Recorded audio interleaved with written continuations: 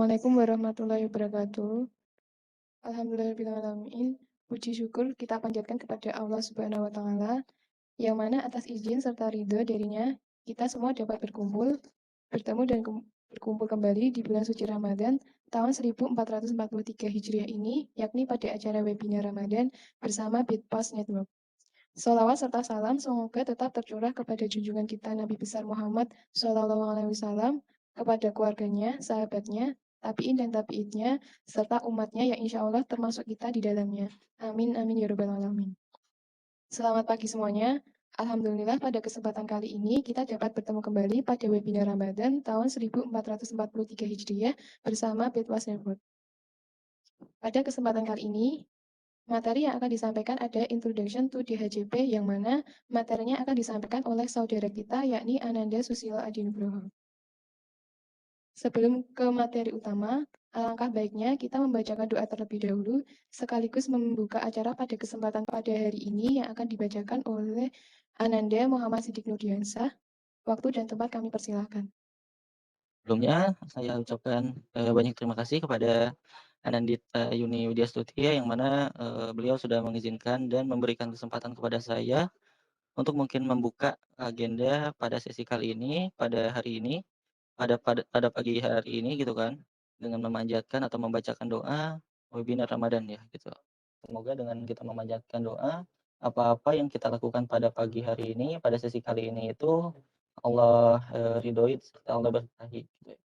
A'udzubillahi minasyaitonirrajim. Bismillahirrahmanirrahim. Astaghfirullahaladzim, astaghfirullahaladzim, astaghfirullahaladzim, alladzi la ilaha illa huwal hayyul qayyum wa atubu ilaih.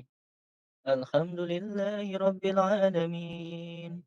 اللهم صل وسلم وبارك على سيدنا محمد الفاتح لما أغلق الحق بالحق والهادي والخاتم لما سبق والناصر إلى صراط مستقيم،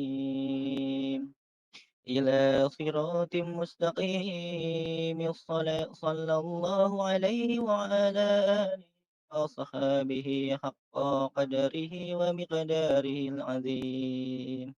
اللهم لا سهل إلا ما جعلته سهلا، وأنت تجعل حزنا إذا شئت سهلا. اشرح لي صدري ويسر لي أمري، واحلل عقدة من لساني يفقه قولي. يا ربي اللهم عافني في بدني، اللهم عافني في سمعي، اللهم عافني في بصري. لا إله إلا أنت سبحانك إني كنت من الظالمين. Ya Allah, Allahumma ya Allah ya Rahman ya Rahim. Zat yang maha pengasih lagi maha penyayang. Tidak ada kemudahan kecuali yang Engkau buat mudah ya Allah. Juga Engkau jadikan sebuah kesulitan jika Engkau kehendaki, pasti akan menjadi sebuah kemudahan. Maka mudahkanlah segala urusan kami ya Allah. Ya Allah, semoga Bispat Network bisa memberikan lebih banyak manfaat bagi seluruh umat. Bisa terus berkarya, tambah maju, tambah sukses, dan jadikanlah jalan yang sedang kami tempuh ini menjadi jalan yang Engkau berkahi dan dirahmati oleh-Mu ya Allah.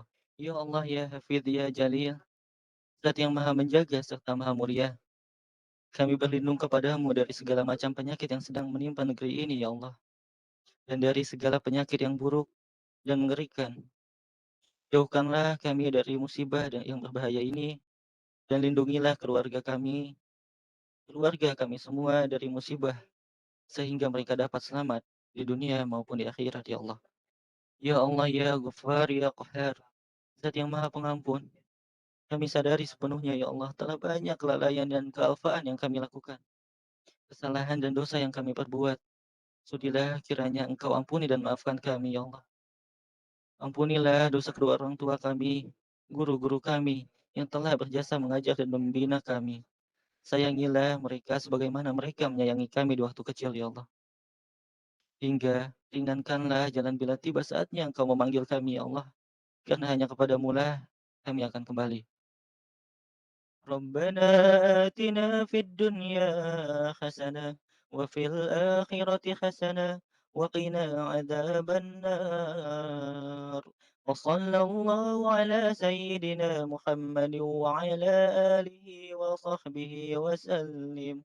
سبحان ربك رب العزة عما يصفون والسلام على المرسلين والحمد لله رب العالمين. Ya, mungkin dari saya kembalikan kembali kepada Mbak Yuni, mungkin ya Mbak Yuni yang telah membuka acaranya. Sekian, terima kasih. Wassalamualaikum warahmatullahi wabarakatuh. Alhamdulillah, terima kasih kepada Ananda Muhammad Siddiq Nurdiansah yang telah membaca doa pada pagi hari ini. Semoga Allah mengabulkan segala hajat dan permohonan kita di pagi hari ini. Amin ya rabbal alamin. Baik, langsung saja ke agenda utama kita kali ini, yakni ada penyampaian materi dari Ananda Susilo Adinugroho. Waktu dan tempat kami persilahkan. Oke, bismillahirrahmanirrahim. Assalamualaikum warahmatullahi wabarakatuh. Selamat pagi semuanya. Semoga kita masih dalam lindungan Allah Subhanahu wa taala dan selalu dilancarkan puasanya dan dilancarkan segala urusan yang kita kerjakan. Bismillahirrahmanirrahim. Alhamdulillahirabbil alamin, hamdan syakirin, hamdan na'imin. Ya, kembali kita panjatkan puja beserta syukur kita kehadirat Allah Subhanahu wa taala. Alhamdulillah kita masih dipertemukan di webinar Ramadan episode yang ke-18 ini. Nah, mudah-mudahan kita semua dapat mengikuti webinar Ramadan untuk episode-episode selanjutnya. Nah, kemudian selawat serta salam selalu tetap tercurah kepada baginda Nabi besar kita, Nabi Muhammad Rasulullah SAW, bilabzin Allahumma sholli ala Sayyidina Muhammad wa ala ali Sayyidina Muhammad. Baik, untuk semuanya, para sobat-sobat semuanya, mungkin untuk pagi ini masih semangat ya untuk semuanya. Nah, di sini saya akan sebagai pemateri untuk webinar Ramadan 1443 Hijriah, episode yang ke-18, akan membawakan sebuah materi yang berjudul Introduction to DHCP versi 4. Nah, untuk lebih lanjutnya, sebelum kita masuk ke materinya, alangkah baiknya kita perkenalan dulu, karena ada pepatah yang mengatakan, jikalau tak kenal maka tak sayang, jikalau tak sayang maka tak cinta gitu. Mungkin dengan perkenalan ini kita dapat semakin kenal, semakin akrab silaturahminya. Nah, oke. Di sini perkenalkan, nama saya Susilo Adinugroho. Biasa dipanggil Susilo atau Nugroho juga bisa. Alamat saya adalah Padang, Sumatera Barat, tepatnya di Pasaman Barat. Untuk alamat saya. Dan sekarang saya berdomisili di Tangerang, Karawaci, Perum 1, Kota Tangerang, Banten. Nah, kemudian di sini ada pendidikan formal saya. Nah, pendidikan formal saya adalah saya merupakan tamatan dari Pondok Pesantren Haji Abdullah. Dari sini kita lihat, di sini saya merupakan bukan seorang yang basic IT. Namun insya Allah saya akan memberikan materi atau mentuntaskan materi pada siang hari ini. Akan coba memberikan yang terbaik lah kepada rekan-rekan semua, sobat-sobat semuanya. Dan kemudian di sini ada pendidikan non formal saya. Saya menjadi anak mondok di Best Path Network. Di sini saya menjadi anak mondok, bergabung menjadi anak mondok pada bulan September di 2021 kemarin. Kurang lebih saya di Best Path Network sudah menginjak yang ke-5 bulan. Kemudian di sini ada email saya. Mungkin teman-teman semuanya atau sobat-sobat semuanya ingin sharing-sharing atau ingin tanya-tanya, boleh di email ke sini. Yakni susiloadinugroho729@gmail.com. Mungkin kita bisa di sini apabila ada yang mau sharing, apabila ada yang mau nanya, kita sama-sama belajar lah gitu. Kemudian di sini ada akun media sosial saya. Ini Instagram, Bang Adi Nugroho. Bagi teman-teman atau sobat semuanya yang ingin berteman dengan saya atau yang mau follow saya, silahkan. Mungkin kita bisa sharing ilmu. Nanti insya Allah akan saya follow back. Tinggal di follow aja ya, Bang Adi Nugroho. Kemudian di sini saya lebih aktif di Telegram. Yaitu share Telegram saya, Susilo Adi Nugroho. boleh dicari. Nah, kemudian di sini ada juga akun Facebook saya. Nah, yang itu Bang Nugroho. Boleh dicari juga, di searching. Mungkin boleh di add ke pertemanan Anda, nanti insya Allah akan saya konfirmasi juga gitu. Nah, mungkin untuk perkenalan, untuk detail masih dalam proses, insya Allah. Untuk detail belum ada ya. Insya Allah akan secepatnya akan menambah detail gitu. Dan ini foto saya. Nah, kurang lebih wajah saya seperti ini ya. Ya, oke, mungkin yang lainnya sobat-sobat semuanya udah kenal dengan saya. Maka dari perkenalan ini kita berdoa semoga tali silaturahmi kita tambah erat lah ya. Oke, kemudian lanjut, di sini ada pengalaman saya selama mondok 5 bulan di Bestpad Network. Nah, kurang lebih. Yang pertama, saya pernah onsite atau mengadakan project di PT Pins Indonesia ini pada Desember 2021. Di bulan Desember 2021. Nah, di sini tugas kita untuk ini staging perangkat switch router. Nah, ini switch router yang dari PON dan Paparnas dari Papua dan Timika Irian Jaya. Nah, pas acara PON kemarin. Kemudian di sini ada Badan Siber dan Sandi Negara. Nah, ini pada bulan Januari 2021. Nah, kita di situ ada ini mounting perangkat dan juga staging juga, standby juga ya. Nah, di Badan Siber dan Sandi Negara. Nah, kemudian di sini yang ketiga di Bank CMB Niaga. Nah, ini mulai dari bulan Februari di 2022. Nah, kita di sini di Bank CMB Niaga ini kita melakukan rollout dari Windows 10 atau dari PC Windows 10 ke 7. Ini laptop. Nah, jadi tugas kita di situ ini di Bank CMB Niaga. Nah, kurang lebih tugas kita di sini seperti itu. Langsung berhadapan dengan user minta apa, kita akan kerjakan gitu. Kemudian di sini yang keempat di SMK Telkom Makassar. Oke, SMK Telkom Makassar. Ini pada bulan baru sih yang ini. Bulan Maret 2022. Nah, saya di sini menjadi seorang trainer ya. Trainer untuk ngajar di kelas 12 SMK Telkom Makassar. Nah, di situ kita mengajarkan modul netes, network esensial untuk kelas 12 SMK Telkom Makassar. Nah, yang kelima SMK Bintang Nusa School. Nah, di sini atau SMK BNS. Di sini ini di bulan April 2022 baru ini. Di sini saya dipercayakan untuk sebagai pengawas UKK ujian komputer dari SMK Bintang Nusa. Nah, mereka di situ melakukan sebuah ini konfigurasi untuk mikrotik untuk membuat hotspot dan LAN juga. Nah, di situ saya mengawasinya apakah konfigurasi dari anak-anak tersebut bagus atau ada yang salah, gimana cara konfigurasinya, gimana cara crimpingnya gitu. Kita yang ngasih nilai. Nah, mungkin untuk pengalaman saya selama mondok kurang lebih 5 bulan di Bestpad Network, kurang lebih yang 5 ini. Nah, dan ini yang Pengsim Niaga ini sampai sekarang masih berjalan. Nah, dan SMK Telkom Makassar ini juga sampai sekarang masih berjalan. Oke, kemudian di sini. Kenapa sih? Apa sih DHCP itu? Kenapa sih kita perlu dengan DHCP itu? Nah, di sini kita akan mengenal DHCP, fungsi dan cara kerjanya. Nah, di sini adalah awal mula kita masuk kepada materi. Nah, mungkin dari situ kita akan sharing sedikit tentang sejarah DHCP ini. Gimana sih sejarahnya?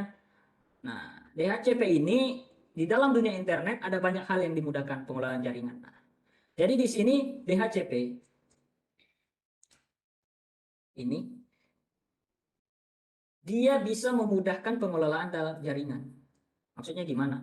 Berarti protokol DHCP ini dapat mempermudah pekerjaan kita di dalam jaringan. Nah, sejarahnya DHCP ini berkembang di tahun 1993. Nah, 1993 DHCP ini berkembang. Nah, setelah melihat BOOTP. Apa ini BOTP? Yaitu Bootstrap Protocol. Nah, karena BOTP ini lahir di tahun 1985.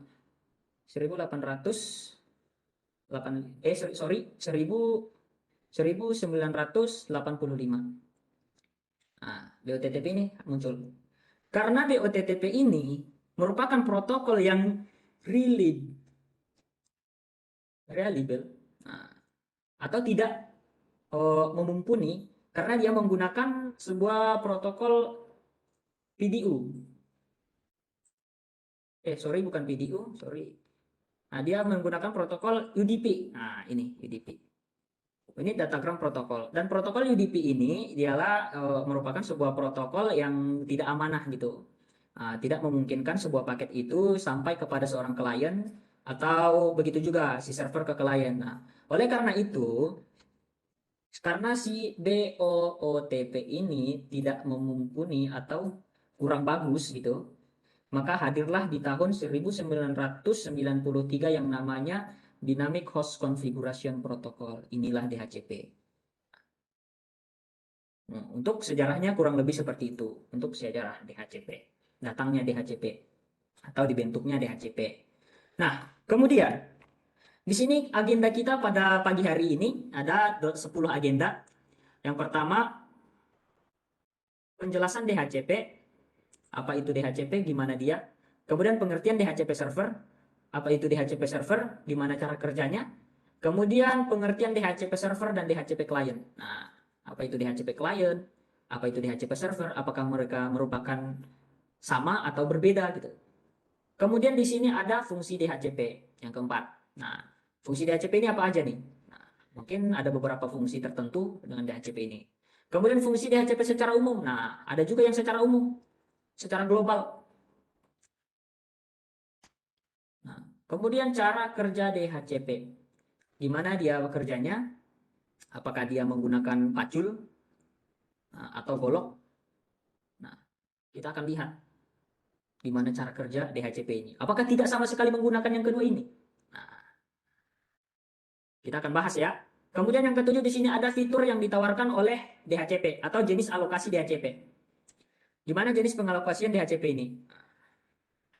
Kemudian yang ke-8 DHCP relay. Nah, apa ini DHCP relay? Nah, ada DHCP relay, DHCP server, DHCP client. Apakah mereka sama atau gimana? Nanti akan kita bahas. Kemudian keuntungan menggunakan layanan DHCP. Nah, ada keuntungannya ternyata menggunakan layanan DHCP. Dan tidak lari juga mempunyai kerugian. Setiap ada keuntungan, mungkin ada kerugian juga. Nah, ada kelebihan, ada kekurangan gitu. Tidak semua sempurna. Nah, pasti ada kelebihan dan ada kekurangan.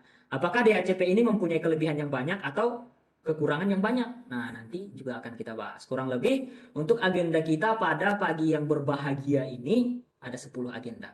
Akan kita bahas tuntas sampai kandas. Kemudian kita masuk kepada penjelasan yang pertama nih. Nah, penjelasan yang pertama. Penjelasan DHCP. Nah, Dynamic Host Configuration Protocol. Nah, apa itu DHCP? Apa itu DHCP? DHCP atau Dynamic Host Configuration Protocol adalah protokol yang dipakai untuk memudahkan penyebaran alamat IP. Nah, oh ternyata si DHCP ini yang mempermudah kita untuk penyebaran alamat IP. Apa itu IP? Itu Internet Protocol. Apa itu Internet Protocol? Nah, kalau istilah kitanya IP ini adalah sama dengan nama seseorang. Jadi, nama ini harus tertentu dia. Contoh, kita memanggil seseorang dengan sebuah nama. Otomatis, apabila nama dia dipanggil, maka yang akan nyaut adalah dia. Contohnya si Fulan. Kita panggil si Fulan nih. Fulan, kesini dong. Tidak mungkin si Bakar yang jawab. Pasti yang jawab adalah si Fulan. Karena dia yang mempunyai nama ini, si Fulan. Nah. Dan DHCP ini memberi nama secara otomatis kepada perangkatnya. Nah, perangkatnya itulah orangnya. Kurang lebih seperti itu. Jadi dia tuh memberikan nama kepada sebuah host, kita sebutnya host, atau PC. Jadi untuk internet protokol atau IP ini contohnya yang 172.17.x. Nah, ini merupakan nama daripada PC atau alamat daripada si PC ini. Nah, agar mereka saling mengenal gitu. Konfigurasi yang harus dilakukan secara manual pada setiap komputer supaya mendapatkan IP yang berbeda. Nah, di sini diterangkan agar mereka mendapatkan IP yang berbeda. Nah, jadi DHCP ini, Dynamic Host Configuration Protocol ini, dia dapat mencegah terjadinya IP konflik. Kenapa? Nah, karena apabila sebuah IP telah disewakan oleh DHCP ini kepada sebuah PC atau kepada sebuah klien, nah, dia akan menandai di tabelnya bahwasanya IP tersebut sudah disewa. Dia akan kasih tanda. Otomatis dia akan, kalau ada meminta IP yang itu, maka otomatis dia tidak akan mengasih kembali karena IP tersebut sudah dipakai oleh host lain gitu. Nah, otomatis dia akan memberikan IP yang baru kepada si PC selanjutnya atau klien selanjutnya gitu. Nah, kurang lebih DHCP itu seperti itu. Dia memberikan pengelamatan IP secara otomatis. Oke. Nah, di sini diterangkan juga IP address atau alamat IP sendiri adalah barisan angka pada sebuah perangkat. Nah, yang memungkinkan perangkat Anda terhubung ke internet. Ya ini contoh. Nah, IP itu juga mempunyai kelas-kelas juga. Ada kelas A, kelas B, kelas C. Jadi apabila kita konfigurasi, terserah kita mau konfigurasi DHCP IP-nya kelas A atau kelas B atau kelas C. Atau kelas C kita tergantung gitu. Nah, kurang lebih untuk untuk DHCP itu seperti itu, pengenalan DHCP. Kemudian yang kedua di sini ada pengertian DHCP server. Nah, apakah itu DHCP server? Nah, kita akan bahas.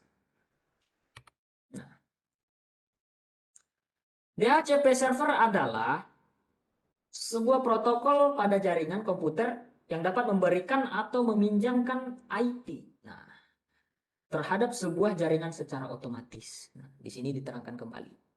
Ini DHCP server. Ini servernya, ini hostnya. Nah, ada 4 ya. Ada 4. Nah, ini IP-nya. Jadi, si DHCP ini akan memberikan alamat IP secara otomatis. Nah, dengan alamat IP yang berbeda dalam setiap hostnya. Nah, di sini ada IP 100.21, 22, 23, 24. Nah, dalam setiap host ini harus mempunyai alamat IP yang berbeda. Kenapa? Agar tidak terjadi yang namanya tadi IP konflik. Nah, seandainya mereka mempunyai IP yang sama nih, yang ini juga 22 nih. Ntar kita hapus dulu ya, biar jelas.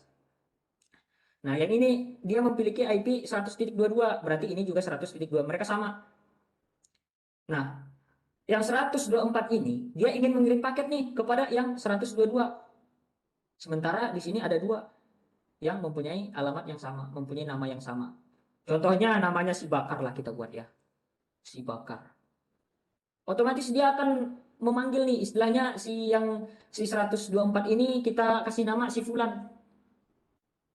Nah, kita pakai nama yang 2 ini ya. Nah, biar tambah lekat gitu. Nah, Bakar dia panggil. Si Fulan manggil si Bakar. Sementara yang dia panggil ini si Bakar yang ini. Yang ini, bukan yang ini. Tapi kenapa dua-duanya nyaut? Ya ada apa? Nah, lantaran IP mereka sama, lantaran nama mereka sama. Jadi akan terjadi yang namanya bentrok. Nah, mereka akan menyaut secara bersamaan sementara tujuan si Fulan ini bukan kepada si Bakar yang ini tetapi kepada si Bakar yang ini. Nah, contoh, apabila si yang 100.24 ini mengirimkan sebuah paket kepada 100.22, nah, maka dia akan bentrok. Paket ini bingung. Sebenarnya saya mau kemana sih? Kok ada 2 sih alamatnya? Bingung saya ini. Gimana ini? Aduh, gitu. Istilahnya gitu.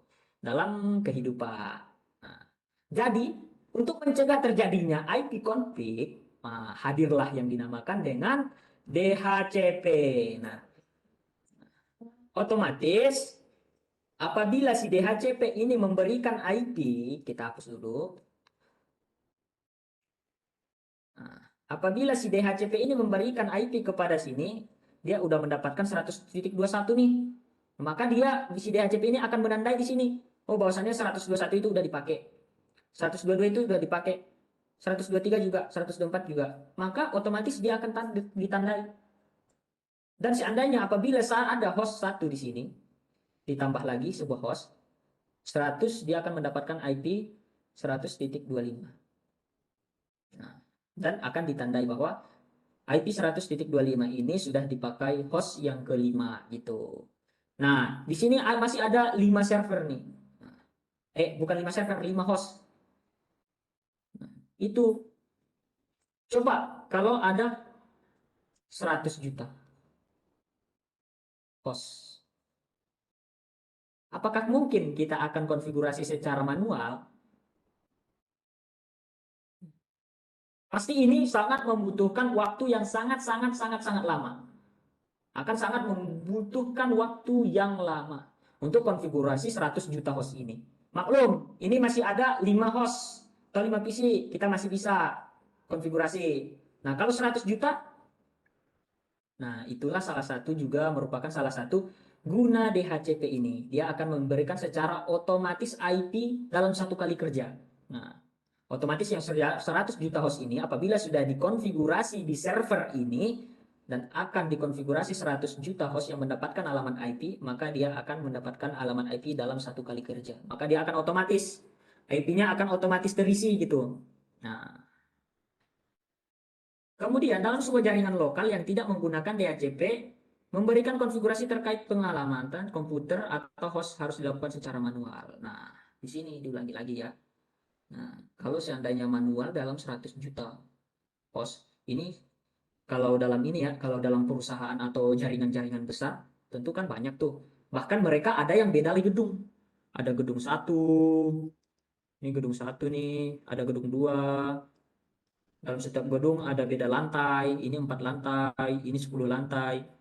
Nah, rasanya mustahil lah kita konfigurasi IP di sini secara dinamik, secara statik atau manual. Nah, pasti ada kita ke hilaf, pasti ada yang IP-nya sama. Contohnya sama 10.10. Di sini juga ada 10.10. Nah, otomatis kita akan trace lagi nih. Karena ada konflik. Yang mana lah yang menjadi penyebab ini nggak mau connect, yang menjadi ini penyebab ini bentrok. Nah, kita akan lihat lagi satu persatu. Otomatis itu kan sangat lama. Nah, itulah hadirnya. Kehadiran DHCP ini sangat menguntungkan untuk kita. Nah, itu untuk DHCP server. Kemudian di sini yang ketiga adalah pengertian DHCP server dan DHCP client. Oh, ditambah dengan DHCP client. Apa itu DHCP client? Nah, di sini kita lihat DHCP server adalah suatu perangkat yang menyediakan penyewaan atau perangkat penyewaan. Nah, dalam IP address, DNS, default gateway, dan berbagai informasi TCP/IP komputer klien memintanya. Nah, di sini kita lihat bahwasanya DHCP server ini dia merupakan seorang penyewa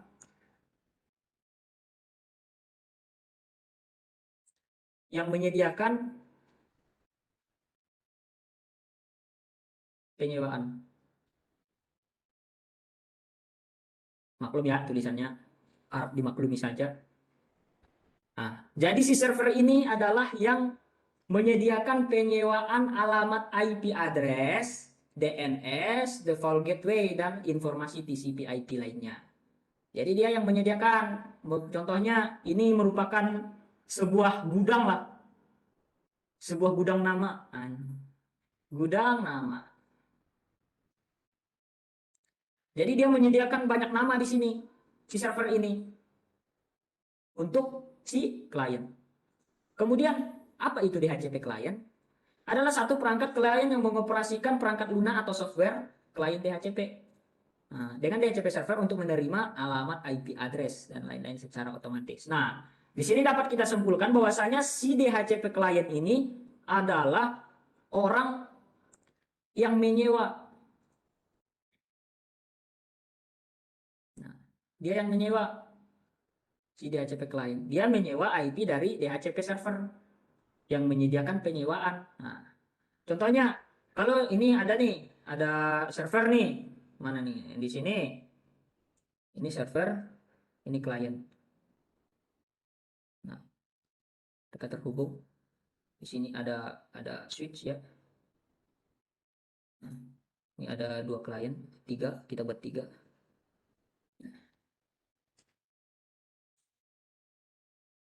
Oke.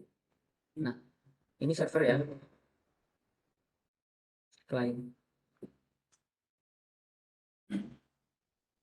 Maka si server ini yang menyediakan IP kepada klien-klien ini.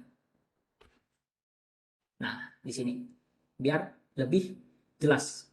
Ini ada DHCP server, di sini ada 3 orang klien. Nah, ya terhubung menggunakan G00/1, G000/2, G0/0/0/3, dan di sini terhubung menggunakan sebuah switch. Nah, jadi si DHCP server ini dia yang menyediakan IP kepada seluruh klien-kliennya. Ada berapa klien? Berarti ada 3. Otomatis dia akan menyediakan 3 IP, 3 alamat IP.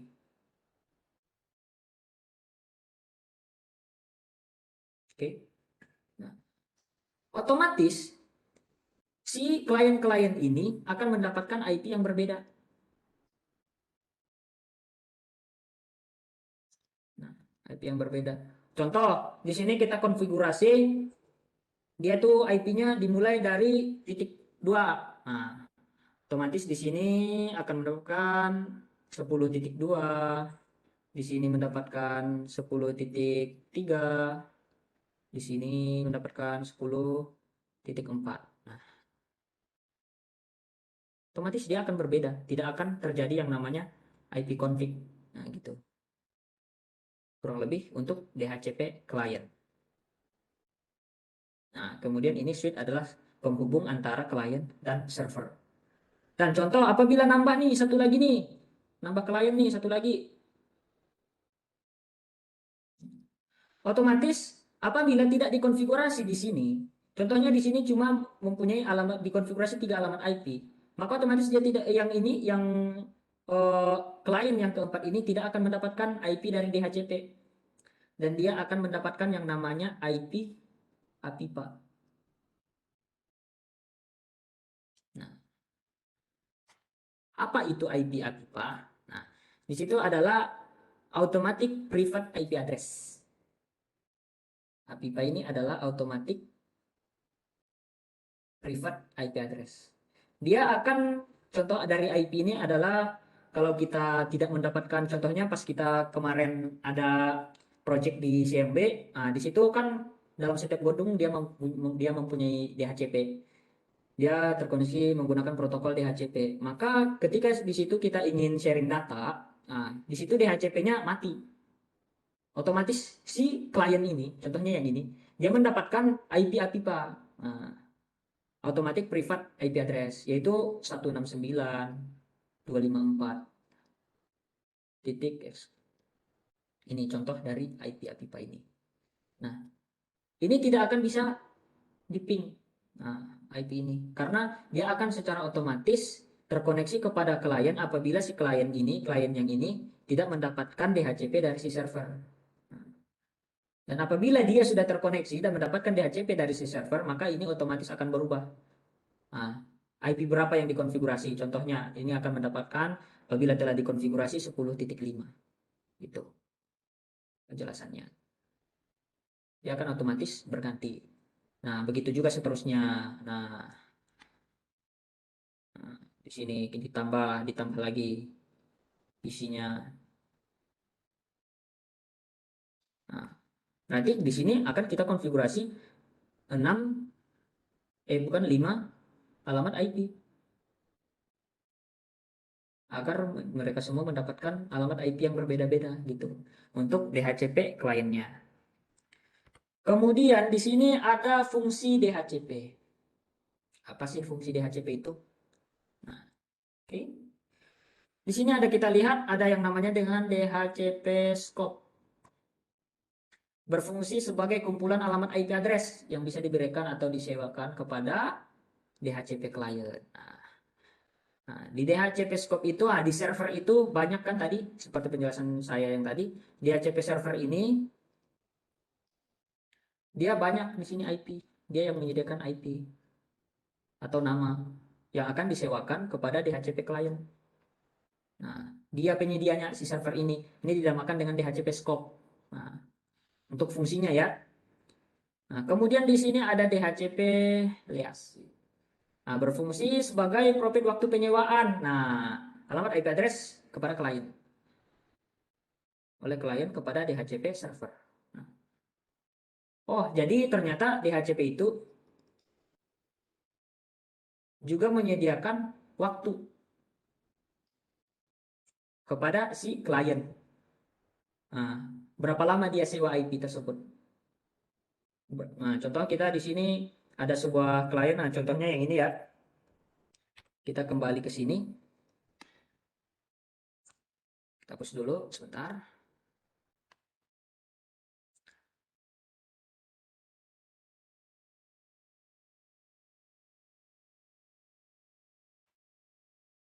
Nah, contohnya klien yang ini nih. Dia mendapatkan IP dari DHCP server. Nah, dia mendapatkan IP yang tadi 10.2 dalam waktu contohnya 1 menit. Maka setelah 1 menit berlalu, otomatis IP ini akan dikembalikan lagi kepada DHCP server. Dan si DHCP client ini akan merequest kembali ke DHCP server untuk mendapatkan IP yang baru gitu. Untuk penjelasan dari DHCP alias. Nah, dia akan memberikan perangkat broadcast lagi ya si klien ini kepada si DHCP server agar mendapatkan IP yang baru. Karena waktu penyewaan IP yang ini sudah habis nih. Karena si DHCP mereka sepakat cuma 1 menit doang. Nah, mungkin untuk request kedua si klien ini karena dia kurang dari 1 menit, nah dia request 1 jam. Bisa. Dalam 1 jam akan berganti lagi. Dia akan kembalikan IP ini kepada DHCP server. Nah, di sini yang ketiga ada DHCP options. Nah, berfungsi sebagai menu tambahan DHCP client dari DHCP server yang berisikan alamat IP address dan subnet. Nah, di DHCP option ini dia juga yang menyediakan tambahan dari IP. Nah, IP contoh ada DNS, DNS server, kemudian ada gateway, subnet mask. Dia yang akan menyediakan si DHCP options ini gitu. Nah, mungkin untuk fungsi DHCP yang 3 ini. Ada DHCP scope, DHCP list, ada DHCP options. Nah, kemudian selanjutnya di sini fungsi DHCP secara umum. Apa sih fungsi DHCP itu? Nah, tadi kan fungsinya itu mungkin belum secara umum ya. Nah, ini ada secara umum atau secara global.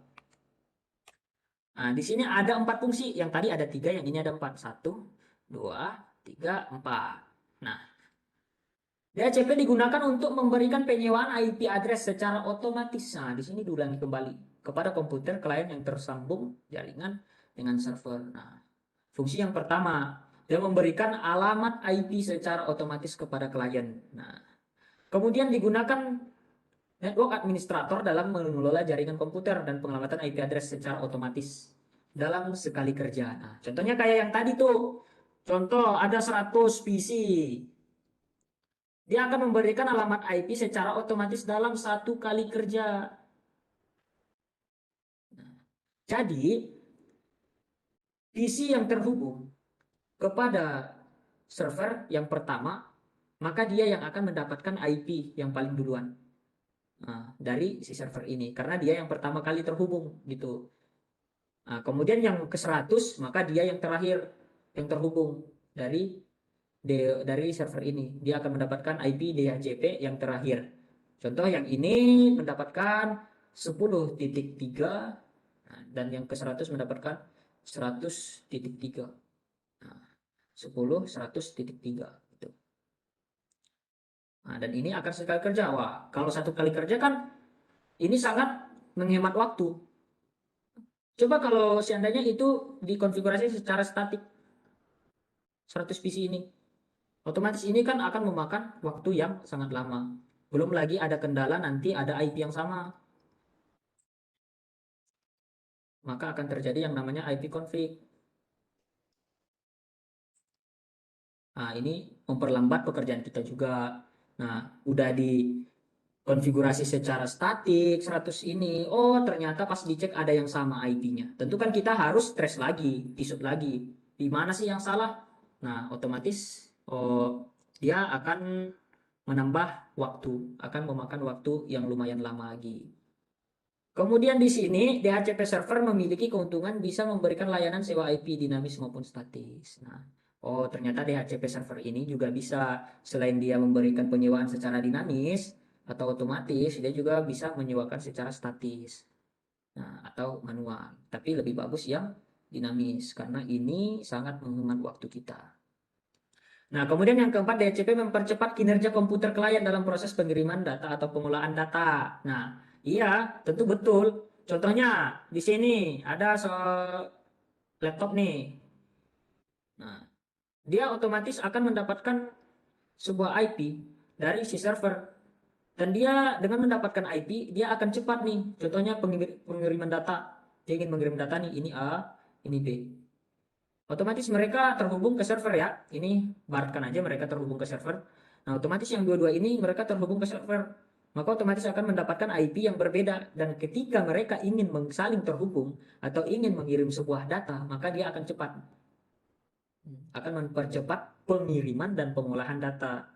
Beda dengan kalau statik, kita harus konfigurasi dulu ya secara manual. Akan membutuhkan waktu yang sangat lama. Nah, kemudian di sini ada cara kerja DHCP. Nah, apa sih cara kerja DHCP itu? Gimana cara kerjanya?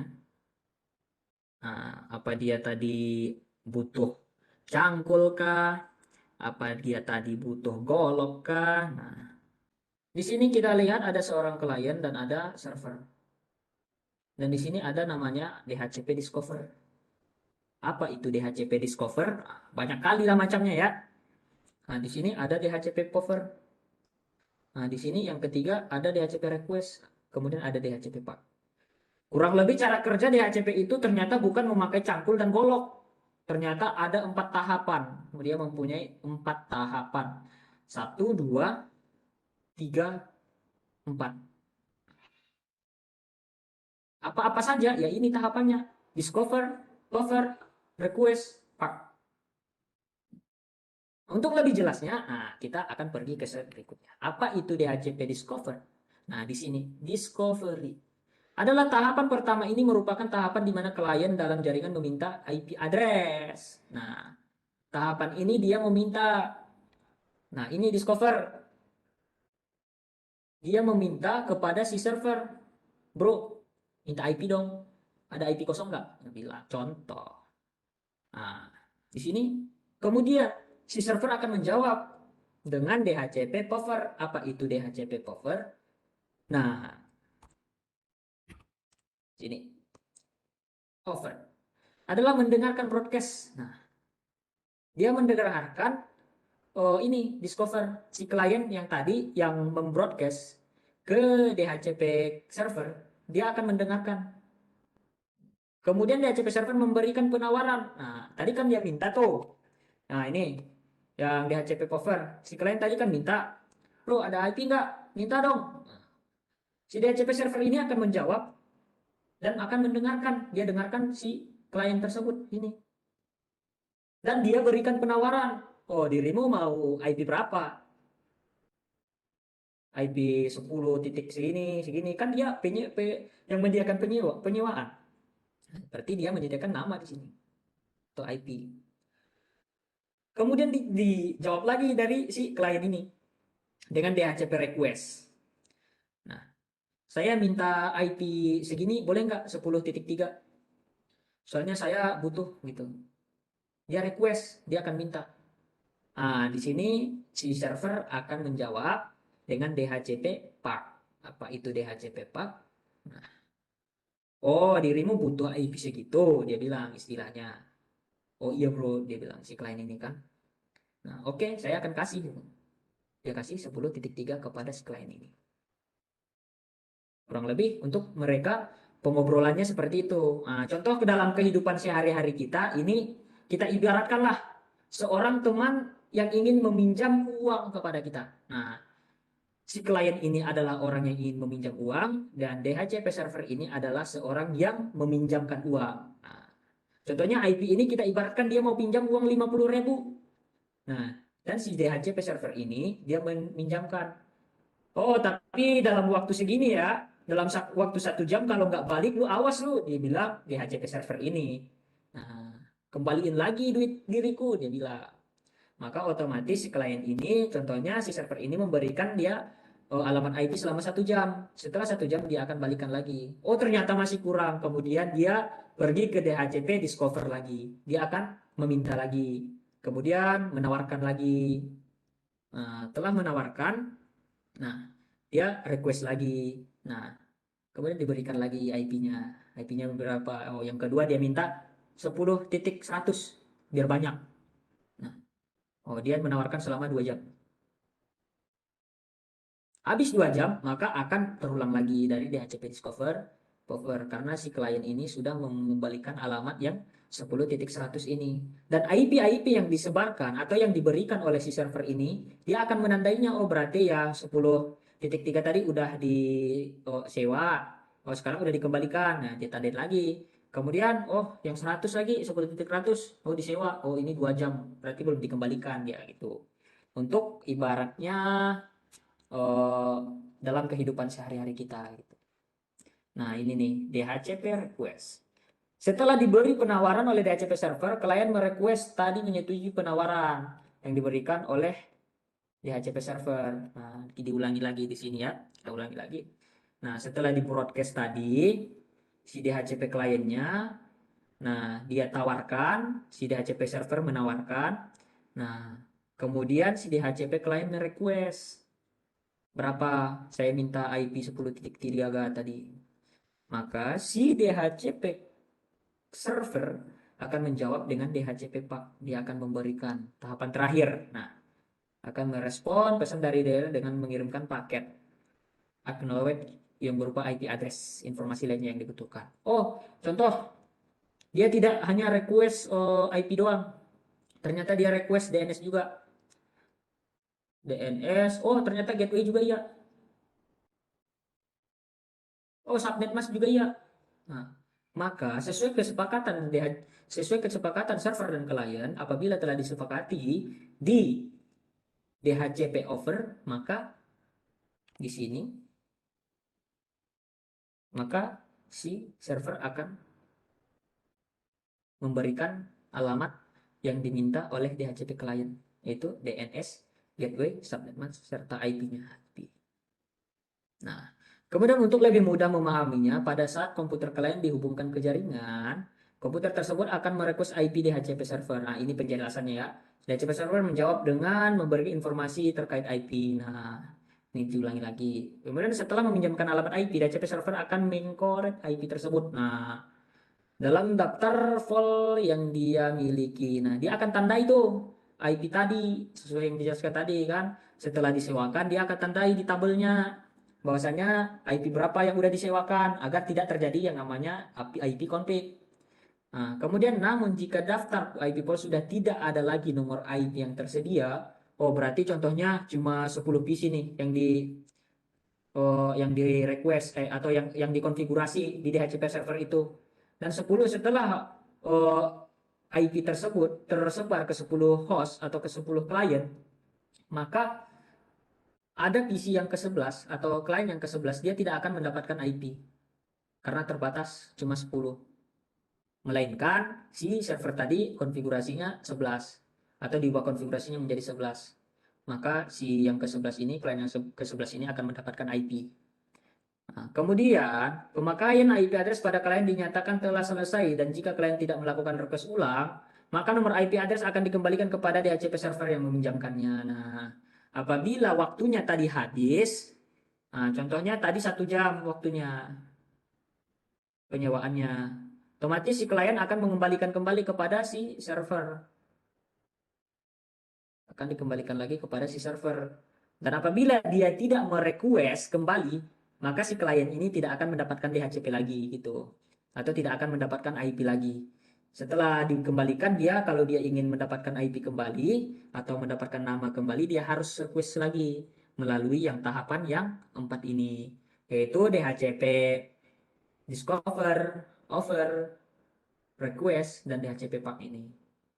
Nah, dia akan meminta, kemudian menawarkan, kemudian merequest mau IP yang berapa, mau DNS, mau gateway, mau subnet mask. Nah, dan DHCP pub. Nah, dia akan memberikan apabila telah disetujui gitu. Oke, kemudian kurang lebih untuk topologi itu seperti ini, jaringan DHCP. Ini ada servernya, ada PC atau host atau klien, nah, ada 4 klien. Nah, kalau yang dikonfigurasi itu cuma 4 saja, atau batasannya IP yang diberikan cuma 4, nah, otomatis yang dapatkan hanya 4 ini aja. Contoh kalau ada PC yang kelima, dia tidak akan mendapatkan IP karena tidak terdaftar, IP-nya sudah habis.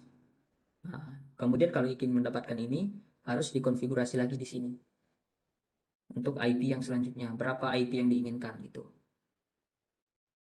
Ini switch adalah penghubung daripada si server dan si klien. Kurang lebih untuk topologinya nanti akan kita ini juga di Cisco Packet Tracer ya, akan kita praktekkan gimana cara konfigurasi dari DHCP tersebut. Nah, kemudian di sini fitur yang ditawarkan oleh DHCP atau pengalokasian DHCP. Nah, di sini ada yang namanya manual allocation. Apa itu manual allocation? Adalah di mana administrator server membuat konfigurasi server yang mencatat alamat MAC address dari setiap komputer. Nah, di sini setiap klien yang terhubung atau yang membroadcast, dia itu membroadcast dengan alamat 255. 5.255.255.255. Nah, ini adalah alamat broadcast daripada klien kepada si server. Dia akan membroadcast. Otomatis apabila sudah di broadcast, alamat MAC address dari setiap klien akan dicatat oleh si server. Ini akan dicatat ini. Nah, contohnya ada berapa? Ada 10. Maka 10 ini apabila membroadcast kepada si server, maka otomatis alamat MAC address dari setiap PC ini atau setiap host ini akan terdaftar ke server dan akan dimasukkan ke dalam tabelnya.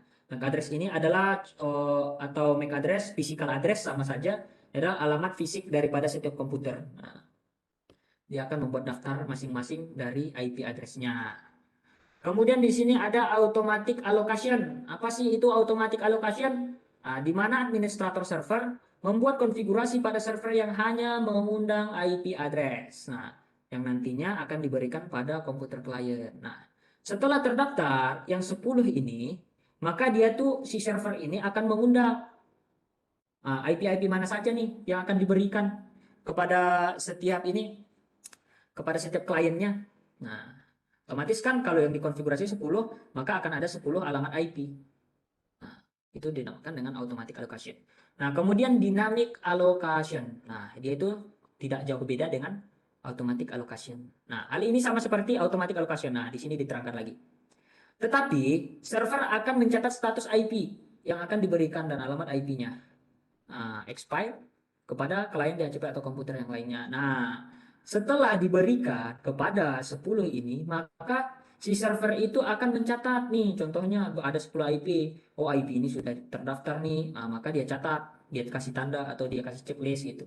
Checklist lagi apabila sudah terdaftar diberikan 10 ini. Contoh IP yang pertama 172.17.2.1. Nah, dia akan checklist. Nah, karena ini sudah dipakai oleh host atau oleh klien. Nah, otomatis ini tidak akan diberikan lagi karena sudah mempunyai tanda. Kemudian yang selanjutnya 2.2. Nah, ditandai lagi sampai seterusnya sampai 10. Sampai 10. Nah, agar tidak terjadi yang namanya IP konflik itu. Untuk jenis pengalokasian daripada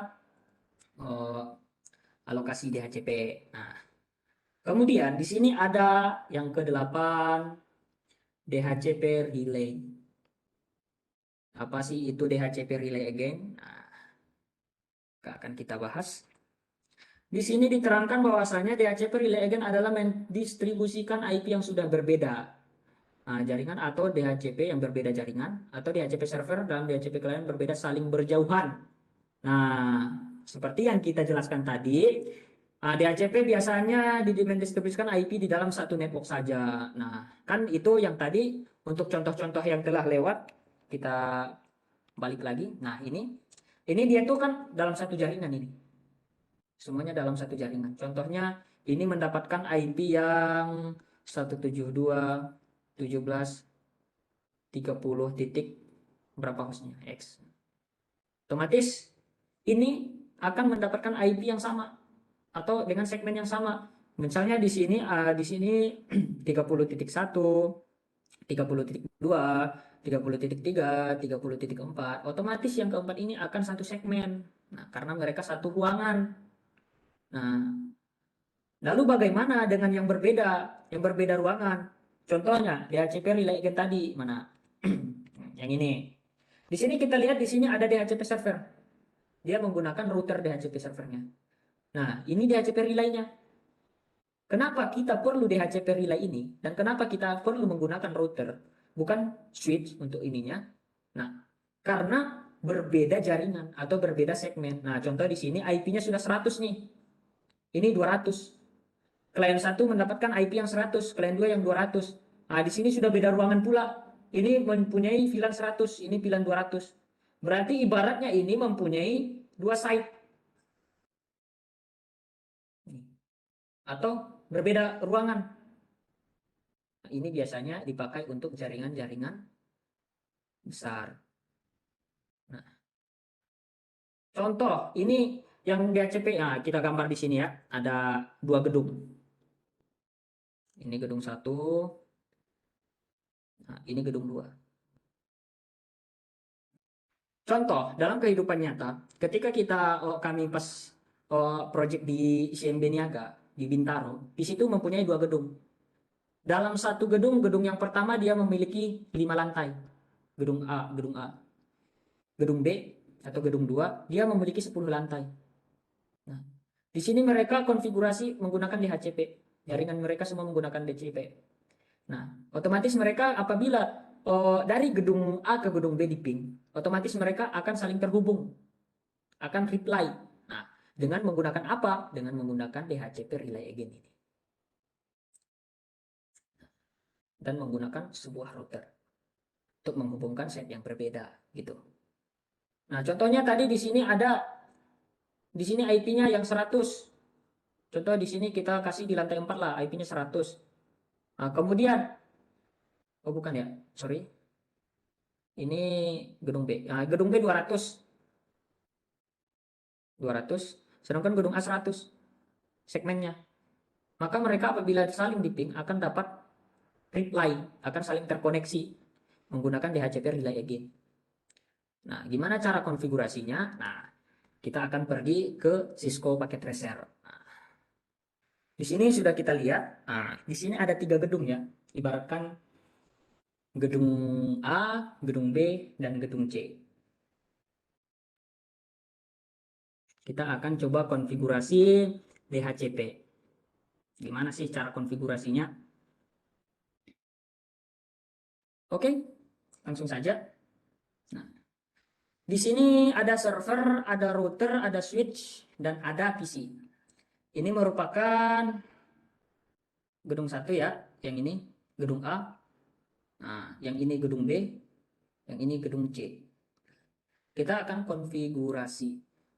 Yang pertama yang kita lakukan adalah kita kasih IP di sini, di server dulu. Nah, untuk server kita menggunakan static. Kita akan menggunakan DHCP kepada klien-kliennya. Nah, di sini kita kasih IP 192.168.1.2. Oke. Nah, di sini kita menggunakan subnet mask default ya. Nah, dan di sini kita menggunakan gateway yang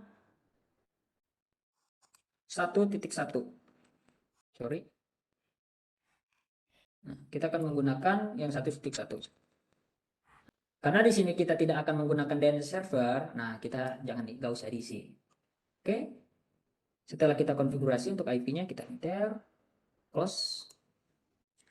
Nah, kita pergi ke routernya.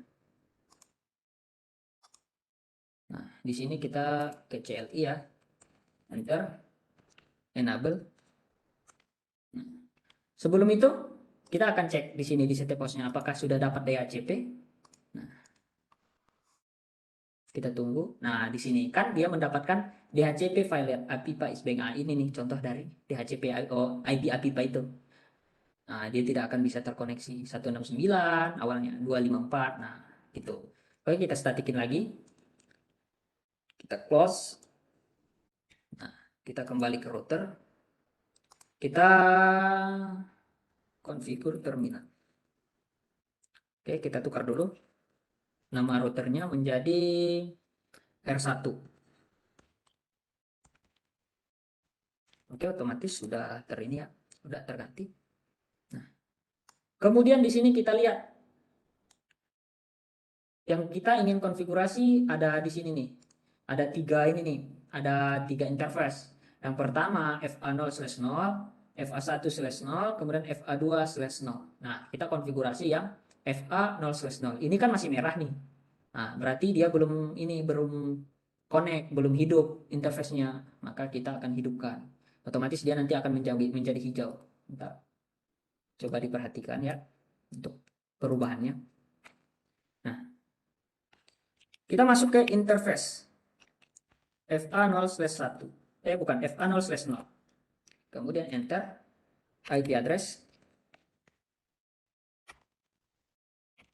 Nah, IP address berapa IP-nya tadi? Nah, jadi IP-nya yang ini, yang di gedung A.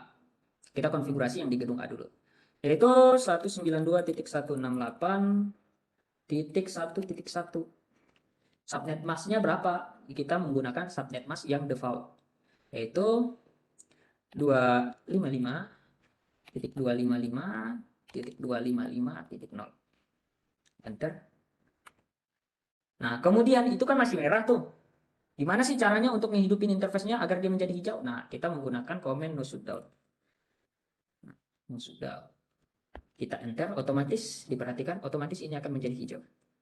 Nah, di sini juga ada pemberitahuan fast ether interface fast ether 00 change state to up. Dia bertukar kepada hidup. Dia udah up dia. Oke. Nah, setelah kita konfigurasi, kita exit. Kita exit. Nah, kemudian kita masuk kepada di sini. Kita service dulu. Nah, karena kita ingin konfigurasi DHCP, kita pergi ke DHCP. Kita ulangi ya. Kita masuk ke server. Nah, setelah itu kita pergi ke service, kemudian DHCP. Nah, Di sini DHCP-nya kita on. Nah, DHCP-nya kita buat namanya server pool aja. Nah, kemudian gateway-nya berapa? Gateway-nya 192.168.1.1. Nah, gateway dari router tersebut. Kemudian di sini karena kita tidak menggunakan DNS server, kita tidak isi. Nah, di sini untuk start IP-nya berapa nih? Nah, dari mulai berapa? Kita buat di sini, kita mulainya dari 3. Nah, kemudian untuk maksimumnya kita beri 255 aja, nggak apa-apa. Oke, kemudian kita save. Nah, setelah kita save, kita boleh close. Nah, kemudian kita coba nih, apakah di gedung 1 ini sudah mendapatkan IP. Kita coba di PC 0, kemudian masuk ke desktop, IP configuration, DHCP.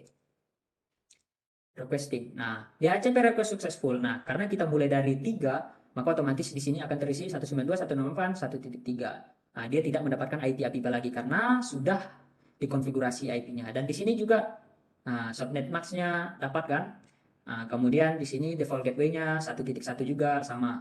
Oke, berarti untuk gedung 1 berhasil untuk di PC 0. Untuk di klien yang pertama. Kemudian kita coba di klien yang kedua. Nah, kita coba di klien yang kedua. Ini untuk klien yang kedua. Desktop, IP configuration, DHCP. Nah, otomatis dia akan mendapatkan IP yang 1.4. Nah, 1.4. Kan dia otomatis. Berarti sukses, DHCP request successful. Close. Nah, di sini mendapatkan 1.3. Di sini mendapatkan 1.4. Nah, kemudian apakah sudah yang di gedung B sudah mendapatkan IP? Nah, coba kita lihat di DHCP. Kita tunggu. Oh, ternyata dia belum mendapatkan IP, coy. Dia masih mendapatkan IP APIPA. Nah, kenapa? Karena kita belum konfigurasi yang di gedung B. Maka daripada itu kita akan konfigurasi dulu. Kita exit. Kita masuk kepada di gedung B, dia terkonek kepada interface berapa? Nah, ternyata dia konek kepada interface FA/1/0. Interface FA1/0. Oke. Nah, di sini kita akan konfigurasi nih. IP-nya berapa? IP address. Berapa IP-nya? Kita lihat. Kita geser dulu. Oh, ternyata dia menggunakan yang IP 10.1. Oh, berarti udah berbeda segmen ya. Yang tadi kan ini yang gedung A dia menggunakan yang IP 1.1. Nah, di sini sudah menggunakan 10.1. Nah, IP address 192.168.10.1. Sorry. Nah, jangan lupa untuk netmask-nya default. Enter. Nah, ini kan masih ini nih, masih merah nih untuk interface-nya. Nah, maka kita hidupkan no shutdown. Nah, otomatis dia akan hijau. Nah, hijau kan? Kemudian gimana? Apakah dia sudah bisa untuk mendapatkan IP daripada si ini, dari si server ini? Coba kita lihat.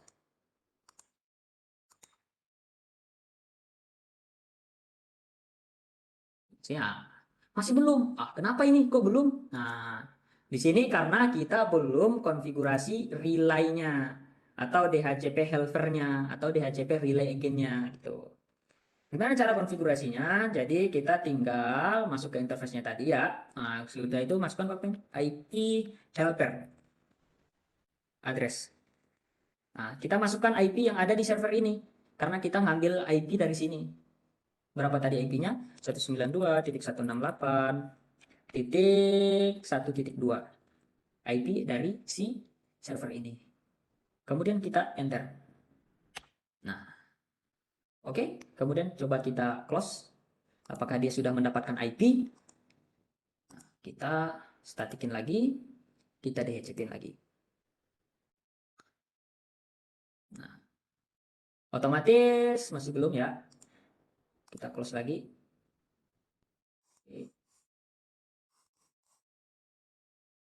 Nah, masih belum. Kita coba trouble di mana salahnya. Di sini 10.1. Oke. Karena kita belum daftarin gedung B ini di server. Otomatis kita akan pergi dulu ke DHCP. Nah, kemudian kita add.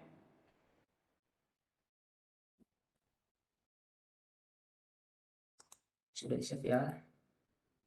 Oke, sorry. Nah, kita akan tambahkan di sini gedung, di gedung B. Kita buat namanya gedung B. Kemudian gateway-nya 192.168.10.1. Di sini segmennya 10.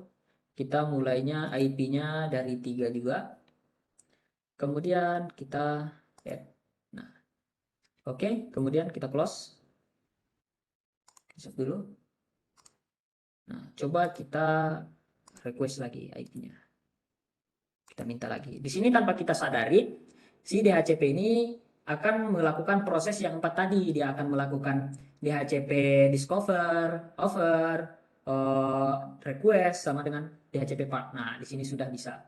DHCP request successful. Nah, di sini 192.168.10.3. Di sini tadi yang di sini 10.1 dan gateway-nya 10.1, oke. Di sini tadi 1.3, sorry. Oke, untuk gedung B sudah mendapatkan DHCP untuk PC yang pertama. Kemudian kita ke klien yang kedua. Nah, kita request lagi DHCP-nya. Nah, di sini sudah mendapatkan IP juga, yaitu 10.4. Dia otomatis akan mendapatkan 10.4. Sesuai yang kita terangkan tadi, barang siapa yang ini, barang siapa host yang pertama yang terhubung kepada si DHCP ini, maka dia yang akan mendapatkan IP yang paling dulu gitu. Nah, kemudian kita akan pergi ke gedung C. Nah, di sini menggunakan IP 100.1. Di sini 1.1, di sini 10.1, di sini 100.1. Otomatis mereka sudah beda gedung dan sudah beda segmen jaringannya. Nanti apakah di akhirnya mereka bisa saling terhubung? Apakah mereka bisa saling ping? Nah, kita lihat. Nah, kita konfigurasi dulu. Interface. Sorry. FA2/0. IP-nya berapa? Nah, berarti IP-nya 192.168.100.1. Jangan lupa netmax-nya 255.255.255.0. Enter. Nah, di situ ini masih merah kan? Nah, kita hidupkan dengan perintah no shutdown. Perintahnya sama yang kayak yang tadi. Oke, udah hijau, udah bertukar interface fase ethernet 2/0 change state to up. Nah, kemudian kita buat relay-nya. IP helper address. Nah, kita masukkan IP yang dari si server tadi 192.168.1.2. Kita enter. Nah, kemudian kita daftarkan di server ini untuk gedung yang ketiga atau gedung C. Oke, kita buat namanya gedung C. Gedung C berarti di sini IP-nya 100.1 gateway-nya. Oke. Ini untuk start IP-nya juga kita menggunakan segmen yang 100. Kemudian kita add save. Kita close. Nah, oke, kita kemudian request IP-nya. Apakah dia dapat? Kita pergi ke desktop IP configuration dari static ke DHCP. Nah, otomatis dia akan dapat. Dia menjadi 100.3 karena kita mulai IP-nya dari 100.3. Kemudian kita konfigurasi subnetnya default, maka dia akan dapat default. Kemudian default gateway-nya menjadi 100.1 karena kita konfigurasi juga 100.1. Maka dari itu untuk yang gedung C di klien yang pertama sudah sukses untuk DHCP-nya. Kemudian kita ke klien yang kedua di gedung 2, di gedung 3, di gedung C. Oke, static ke DHCP. Nah, di sini akan mendapatkan IP 100.4. Nah, gitu. Berarti berhasil ya, DHCP request successful.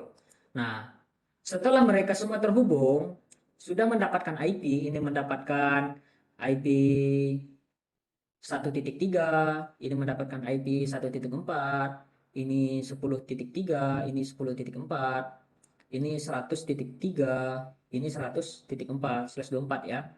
Nah, kenapa saya buat IP seperti itu? Mungkin untuk mudah, agar lebih mudah untuk mengingatnya gitu, agar mudah juga untuk dipahami. Dan sekarang coba kita tes, apakah mereka ini dalam satu gedung A ini dapat terkoneksi. Kita buka, kemudian command prompt, kita ping. IP-nya, IP yang di sebelahnya berapa? Berarti 192.168.1.4. Oke, otomatis replay. Nah, berarti mereka sudah bisa saling terkoneksi. Nah, untuk di satu ruangan ini, satu gedung ini. Coba kita ping balik. Otomatis sudah bisa ya. Ping 192.168.1.3. Nah, mereka sudah bisa saling terhubung. Sudah saling terkoneksi. Lalu bagaimana kalau seandainya mereka beda gedung? Nah, kita coba ping ke gedung B. Dari gedung A ke gedung B, apakah masih bisa? Nah, kita coba command prompt lagi. Berapa IP-nya tadi? 10.3 ya. Ping 192.168.10.3. Apakah dia bisa? Kita coba, kita lihat. Nah, di sini masih menunggu, dia masih booting, masih dan dia awalnya RTO karena masih mengenali, kemudian dia repli. Oke, untuk lebih jelasnya kita ping satu kali lagi ke IP yang sama. Oke, otomatis langsung mereka sudah bisa terhubung. Nah, dari gedung A ke gedung B sudah bisa terhubung nih. Gimana kalau kita coba dari gedung A ke gedung C? Tambah jauh dia. Relaynya ini kan untuk DHCP yang satu segmen nih, yang di gedung A doang. Mereka satu segmen, udah bisa. Gedung ke gedung B, ke gedung A ke gedung B udah bisa juga. Nah, mereka beda segmen. Nah, ini dari gedung A ke gedung C, beda segmen juga dan masih paling jauh juga. Nah, apakah masih bisa? Nah, kita coba. Oke, kita ke command prompt. Ping. 192.168.100.3. Nah, ini tambah jauh ini relaynya. Kita tunggu. Oke, masih RTO. Nah, dan sekarang sudah bisa. Kita ping satu kali lagi. Nah, reply. Otomatis di mereka dari gedung A ke gedung B sudah bisa terkoneksi, mereka sudah bisa saling terhubung menggunakan IP DHCP. Dari gedung A ke gedung C sudah bisa. Nah, coba kita balikkan dari gedung C ke gedung A. Apakah bisa? Pasti bisa. Karena mereka sudah terkoneksi. Ping.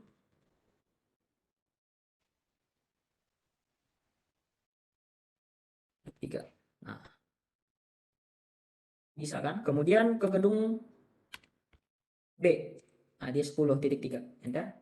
Nah, mereka sudah bisa saling terhubung. Kurang lebih untuk konfigurasi DHCP relay agentnya seperti itu. Nah, di sini ada 3 gedung. Gedung A dan gedung B sudah bisa terkoneksi, dan gedung B dan gedung A dengan gedung C sudah bisa. Nah, gedung C dengan gedung B juga sudah, gedung C dengan gedung A juga sudah terkoneksi. Otomatis ini sukses. Nah, lalu bagaimana kalau kita menggunakan PDU, menggunakan surat? Nah, kita lihat, kita kirim lewat sini ya. Nanti dilihat apakah successful ya. Nah, successful. Kemudian dari B ke C, successful. Kemudian dari C ke B, successful. Kemudian dari A ke C, valid. Apa ini? Kok valid? Nah, kita ulang lagi. Nah, successful. Ya, tadi masih mengenali. Dari B ke A. Nah, sukses. Otomatis berhasil ya. Lalu bagaimana kalau ke gateway-nya, ke routernya? Kita coba lagi. Nah, sukses. Kemudian dari B ke router, sukses. Kemudian dari C ke router. Nah, sukses. Alhamdulillah untuk konfigurasi DHCP relay agent dan DHCP-nya, DHCP satu network-nya berhasil ya. Oke, kemudian kita lanjut kepada materi kita selanjutnya. Nah, di sini kita sudah konfigurasi DHCP relay agent-nya ya. Nah, kemudian kita akan masuk nih ke sesi terakhir. Apa itu? Nah, di sini ada yang namanya keuntungan menggunakan DHCP. Nah, keuntungan menggunakan layanan DHCP. Oke, yang pertama di sini ada keuntungannya adalah memudahkan dalam transfer data kepada PC dan klien server. Nah, dengan menggunakan DHCP ini, otomatis kita akan mudah. Pekerjaan kita akan dipermudah karena kita tidak akan mengkonfigurasi satu persatu PC lagi. Maka akan mempercepat transfer data. Kemudian memudahkan seseorang administrator jaringan dalam memberikan nomor IP address secara otomatis dalam komputer jaringan tanpa harus mengisi secara manual. Nah, dengan banyaknya contohnya tadi 100 juta PC, nah, dia dengan secara otomatis akan mudah karena dia memberikan IP secara otomatis bukan manual lagi. Itu keuntungannya. Menghemat waktu dan menghemat tenaga. Kemudian, menyediakan alamat-alamat IP secara dinamis dan konfigurasi lain. Nah, contohnya tadi kita butuh IP, DNS, serta gateway. Nah, subnet. Otomatis yang ini apabila sudah kita konfigurasi seperti yang tadi, maka otomatis dia akan dapat secara otomatis, tidak manual lagi. Kemudian didesain untuk melayani network yang besar dan konfigurasi TCP IP dan yang kompleks. Nah, dan DHCP ini sangat dianjurkan untuk jaringan yang besar. Contoh perusahaan-perusahaan besar. Contohnya yang saya bilang tadi, contohnya di Bank Simbe Niaga, di situ mereka menggunakan layanan DHCP untuk setiap gedung. Gedung 1 dan gedung 2 sudah bisa terkoneksi gitu. Nah, maka akan mempermudah kita. Kemudian, memungkinkan klien yang menggunakan alamat IP yang rusable atau yang tidak mumpuni. Artinya alamat IP tersebut biasa dipakai klien yang lain. Jika klien tersebut tidak menggunakannya akan off. Nah, Tes. di sini akan memungkinkan kalian menggunakan alamat IP yang tidak mumpuni. Nah, contohnya untuk IP DHCP ini kan dia otomatis IP-nya, Isi maka akan Mas dapat Silo. secara otomatis. Oke, ya.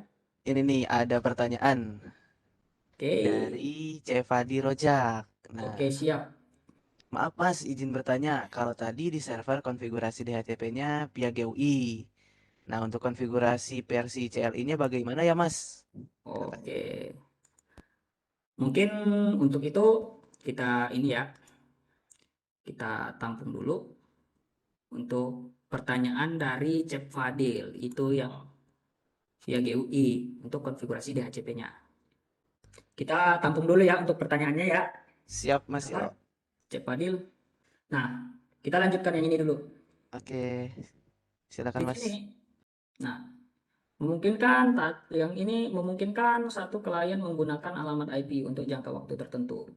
Tadi sudah jelaskan bahwasannya IP itu yang disewakan oleh DHCP itu memungkinkan kita dalam waktu jangka tertentu. Contohnya tadi penyewa si server menyediakan IP dalam 1 jam. Contoh yang tadi 172.17.20.1. Otomatis kalau kita disediakan dalam 1 jam, apabila habis yang 1 jam ini, otomatis ini akan bertukar. Si klien tadi akan memberikan alamat IP tersebut lagi kepada si server dan dia akan melalui proses awal kembali gitu. Dia akan melalui proses discover, offer, kemudian juga melalui proses request dan DHCP PAK. Nah, gitu. Kemudian di sini yang selanjutnya memberikan satu alamat IP yang parameter konfigurasi lainnya pada klien seperti DNS server dan default gateway. Nah, di sini dia akan memberikan tambahan kepada si klien apabila dia request. Seandainya tadi kan kita untuk konfigurasi di server itu kita tidak menggunakan DNS.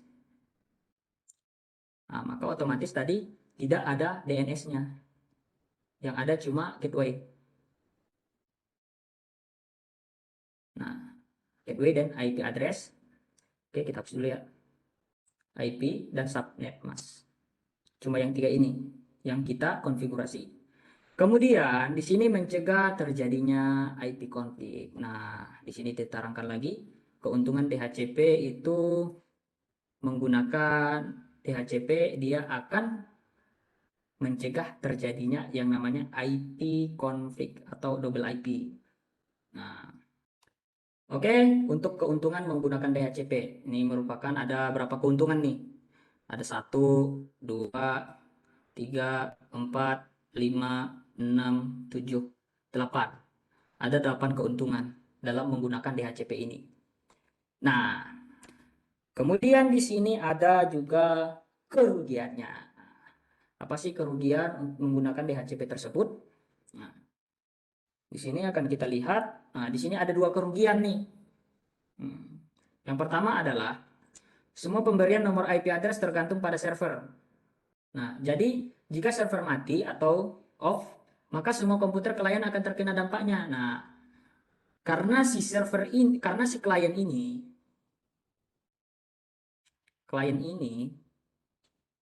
dia terhubung, si klien ini dia terhubung kepada si server. Nah, dia terhubung. Otomatis kalau si server ini mati, dia tidak akan mendapatkan IP lagi. Contoh ada gangguan, listrik mati. Contoh wifi ya, yang di rumahan, wifi. Nah, jadi apabila listrik mati, wifi ini juga ikut mati. Dan si klien ini tidak akan mendapatkan IP, dan dia akan mendapatkan yang namanya IP-IPA. Ini, karena dia ketergantungan kepada si servernya. Itu salah satu kerugiannya. Kemudian, tidak adanya otorasi atau pembuktian keaslian. Contohnya di dalam wifi ini kan punya pemilik rumah nih, individu punyanya. Nah, apabila kita mengetahui passwordnya, contoh kita dari luar nih, ini ada sebuah rumah.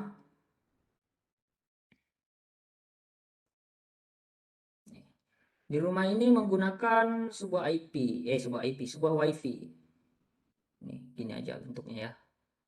Oh, maaf. Nah, dia menggunakan sebuah wifi. Nah, si wifi ini atau si DHCP ini yang ada di wifi ini, dia tidak akan tahu bahwasanya yang memakai dia itu IP yang ia sewakan adalah kepada pemilik rumah ini atau kepada orang lain. Nah, dia tidak akan tahu karena mereka hanya menyebarkan IP secara otomatis. Jadi setiap klien yang merequest kepada dia, nah, dia akan langsung memberikan IP selagi masih ada IP tersebut gitu. Nah, itu salah satu kerugian. Namun di sini kita lihat lebih banyak keuntungan menggunakan DHCP ini daripada kerugiannya. Jadi ini DHCP ini sangat dianjurkan untuk jaringan yang besar maupun jaringan rumahan. Dynamic Host Configuration Protocol. Nah, kurang lebih seperti itu untuk kerugiannya. Oke, kemudian kita lanjut ya untuk pertanyaan dari saudara Cep Fadil. Kita akan kembali lagi kepada topologi kita. Terima kasih Cep Fadil sudah bertanya. Nah, di sini. Tadi katanya pertanyaannya, Bang, kenapa kalau menggunakan tadi kan dia menggunakan GUI itu untuk ininya, untuk konfigurasinya di sini di ACP ini kan kita menggunakan GUI. Nah, gimana dong Bang kalau menggunakan CLI gitu? Nah, oke. Kita akan ini ya. Kita akan masuk ke router. Mungkin ini akan kita hapus dulu untuk konfigurasinya. Oh, nggak usah. Kita akan buat topologi baru aja. Di sini kita akan buat topologi.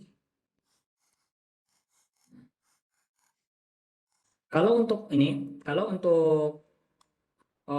di GUI kita menggunakan router. Nah, di sini kita buat router. Nah, kemudian kita buat juga switch. Nah, di sini mungkin topologinya berbeda ya, nggak apa-apa ya. Nah, kemudian di sini ada PC. Nah, kita buat 2 PC. Kita hubungkan. Pas Ethernet, no. 1. Nah, kemudian di sini Ethernet.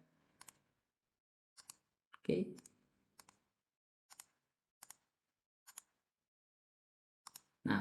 Kurang lebih untuk topologinya seperti ini ya, Bapak Cek Fadil Rosak. Oke, kita akan konfigurasi IP DHCP-nya menggunakan GUI. Nah, kita masuk ke router dulu nih. Kita pergi ke CLI, Command Line Interface. Nah, di CLI bedanya GUI dengan CLI itu, kalau di CLI itu kita full menggunakan command atau menggunakan teks. Kita Oke, enable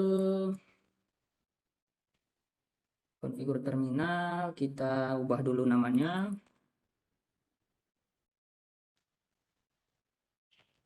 Hostname-nya kita buat R1. Sama seperti yang tadi ya. Kemudian di sini kita buat, nah, masuk ke interface-nya. Berarti interface FA00.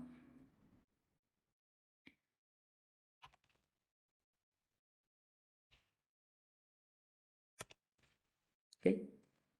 Nah, kemudian kita buat networknya. Berapa nih networknya? Nah, contohnya kita buat networknya. Untuk networknya kita buat, sebelum masuk ke situ, kita masuk dulu ke IP DHCP. Kita exit dulu. Ini dulu no SH. Kita hidupkan dulu, kemudian kita exit. Nah, setelah kita exit, kita masuk ke IP DHCP. Sorry. IP DHCP pol. Nah, contoh polnya apa ini? Nah, kita buat untuk polnya itu LAN pol 1. LAN pol 1. Nah, oke. Kemudian kita enter. Nah, kan masuk ke mode DHCP config. Nah, di sini kita masukkan networknya. Nah, network apa networknya? Kita buat 192 aja ya, biar mudah. 192.168.10.0. Kemudian jangan lupa subnet masknya. Kita gunakan yang default juga, 0. Kita enter. Nah, kemudian kita masuk ke default routernya. Ya. Default router. Nah, default routernya kita buat berapa IP-nya nih? Nah, kita buat gateway-nya 8.10.1. Nah, kemudian enter.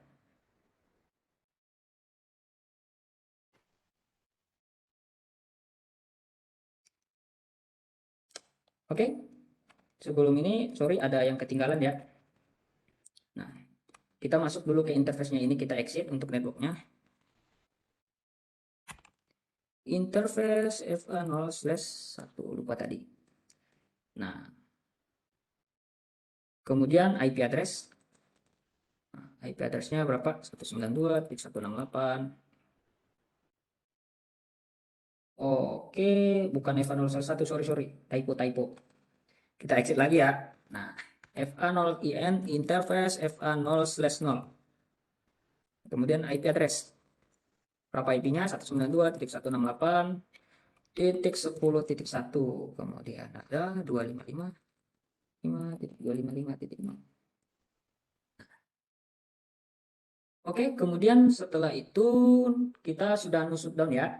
Nah, kita sudah no shutdown, kita sudah menghidupkan interface yang ini.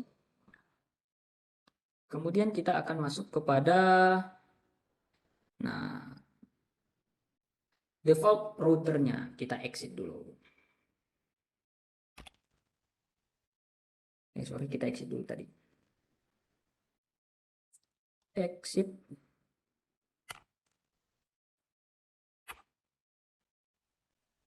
Default router.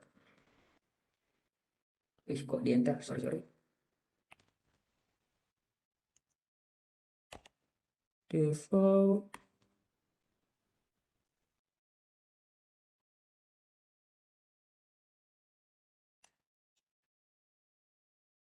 Bentar, kita ulang dari awal ya.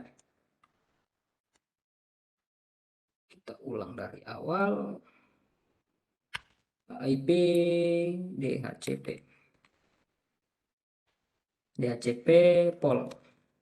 Biar gak rancu. Nah, polnya tadi LAN pol 1. Kita caps lock ya. LAN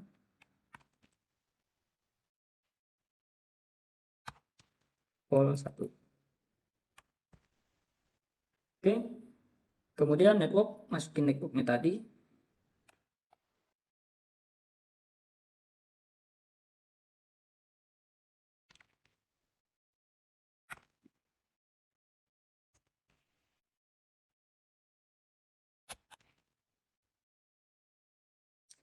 Networknya 192.168.10.0 255. Nah, kemudian kita masuk kepada default routernya. Nah, default routernya berapa tuh? Default routernya kita buat aja yang itu, yang gateway-nya ya, 192.168.10.1. Nah, kemudian di sini kita buat DNS. DNS-nya kita menggunakan DNS server. Nah, IP-nya kita buat sesuai yang ini ya, default aja. .10.2 aja. Oh, .1 aja. Oke, kita samakan dengan gateway-nya. Kemudian kita exit. Nah, oh bukan exit, masih ada domain name. Domain name-nya kita buat contohnya tkj.com. tkj.com. Kita enter. Nah, kemudian di sini kita buat DHCP exclude-nya. Kita exit dulu. Oke, kita exit. Nah, berapa yang kita kecualikan IP-nya atau IP yang tidak bisa dipakai. Nah, jadi kita kecualikan aja dari 1 sampai 9 gitu. Itu IP-nya berapa?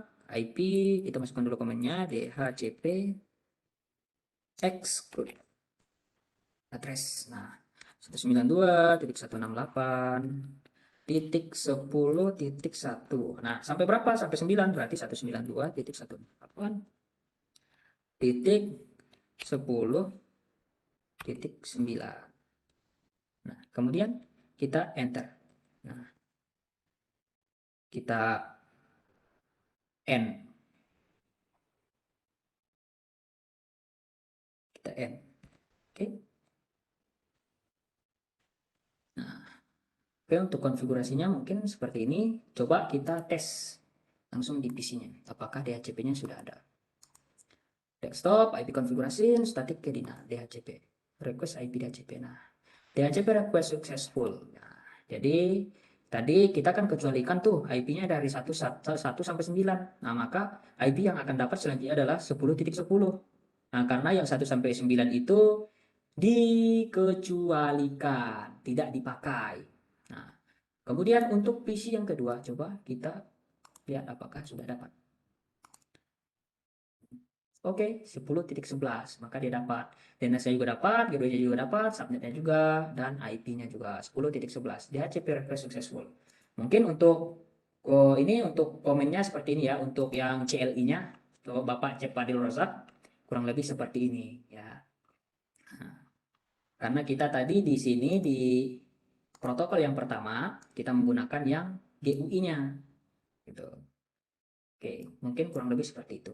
Untuk penjelasan kita pada pagi hari ini, terima kasih atas partisipasi teman-teman semua, sahabat-sahabat semuanya. Bila ada kekurangan dari saya atau salah kata dari saya atau yang tidak sesuai pada tempatnya, saya mohon maaf yang sebesar-besarnya. Salam pantang pulang sebelum ping reply dan selamat menunaikan ibadah puasa. Semoga kita semua dalam lindungan Allah Subhanahu wa taala. Mungkin cukup sekian dari saya. Wabillahi taufiq wal hidayah. Assalamualaikum warahmatullahi wabarakatuh. Kami kembalikan kepada MC yaitu Mbak Yuni. Waktu dan tempat dipersilakan. Terima kasih untuk Ananda Susilo Adinugraha selaku pembawa materi pada pagi hari ini. Doa dan harapan mengenai materi yang disampaikan. Sekian untuk pertemuan kali ini. Semoga apa yang kita semua dapat hari ini dapat bermanfaat, khususnya bagi pemateri yang menyampaikan dan umumnya bagi kita semua yang mendengarkan. Dan kami akan menyampaikan beberapa poin mengenai Bedpass Network yang disampaikan oleh Ananda dan Setiawan. Waktu dan tempat dipersilakan. Terima kasih untuk Mbak Yuni yang telah memberikan saya waktu untuk sedikit membawakan pembahasan ya, overview dari Bestpat Network itu kayak gimana. Saya akan sedikit menjelaskan tentang gambaran Bestpat Network itu. Bismillahirrahmanirrahim. Assalamualaikum warahmatullahi wabarakatuh. Izinkan saya untuk menjelaskan ya, Mbak. Terima kasih. Nah, di sini saya akan menjelaskan Bestpat Network, gitu kan. Bestpat Network itu apa sih? Nah, BPN atau Best Path Network itu adalah sebuah lembaga yang dimana dia bergerak dalam bidang IT Network Training and Consulting gitu. Nah, dimana di Best Path Network sendiri dia akan menyediakan beberapa layanan. Nah, layanannya itu yang pertama ada Network Planning and Design. Nah, Network Planning and Design ini adalah proses yang berkesinambungan dengan desain topologi. Jadi kalau misalkan teman-teman nih punya planning soal desain network dan pokoknya soal jaringan bisa langsung ke Basecamp Network ditanyain gitu. Nah, mungkin dari sisi kebutuhan dari teman-teman juga. Nah, nanti bisa dikonsultasikan dengan kita. Barangkali kalau semisal ada pertanyaan-pertanyaan dalam jaringan, planningnya seperti apa dan desainnya seperti apa. Nah, kita punya cara yang cepat dan tepatnya seperti apa kayak gitu. Nah, kemudian ada juga network implementation. Nah, di mana network implementation ini sendiri kita menyediakan sebuah instalasi jaringan. Kalau semisal nih di perusahaan teman-teman atau mungkin dari perusahaan-perusahaan lainnya yang membutuhkan network implementation dari mulai instalasi jaringan, upgrade dari perangkatnya, terus kemudian proses pengamanan backbone perusahaannya itu bisa dihandle sama kita juga gitu. Jadi teman-teman bisa calling-calling ke kita atau menghubungi kita dalam hal network implementation kalau misal teman-teman membutuhkan seperti itu. Kemudian ada juga network monitoring. Nah, di mana network monitoring ini sebagai proses pemantauan saja, pemantauan dari sisi jaringan yang teman-teman punya di perusahaan-perusahaan teman-teman punya, atau barangkali perusahaan-perusahaan lainnya, dan juga analisa jaringan. Nah, analisa jaringan ini secara terus-menerus, di mana kita akan memantau terus dari jaringan teman-teman gitu kan, dari jaringan sebuah perusahaan. Nah, kalau semisal ada masalah dan lain-lain, nah kita akan membuat sebuah laporan juga nanti kayak gitu. Jadi si network monitoring ini sendiri kita akan memantau sebuah jaringan, terus mereport sebuah status perangkatnya seperti apa, kemudian dari sisi apa topologi koneksinya itu kayak gimana. Nah, kita akan monitoring dari hal-hal yang seperti itu. Kemudian ada juga dari network maintenance nih. Jadi si BPN ini sendiri dia menyediakan layanan dari network maintenance di mana cakupannya adalah kontrak yang ditawarkan oleh BPN gitu kan. Itu per masalah atau per call base atau juga per liputan tahunan ya.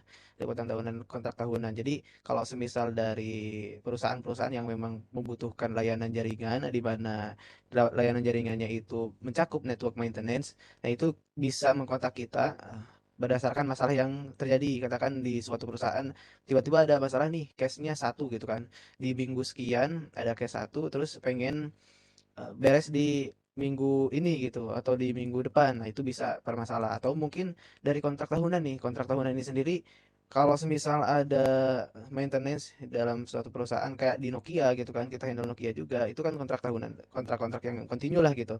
Jadi kita maintenance dari sisi jaringannya dari mulai pengecekan sampai troubleshooting gitu. Jadi kalau misal ada perangkat-perangkat jaringan yang memang sudah existing, sudah ada di sana, dan kita juga bisa menghandle dari sisi troubleshooting. Kalau semisal perangkat-perangkat jaringan tersebut, koneksi-koneksinya dan protokol-protokol lainnya yang bermasalah, mungkin bisa dihandle sama kita gitu. Itu adalah beberapa best path sistem integrator di mana pelayanan-pelayanan yang disediakan oleh BPN.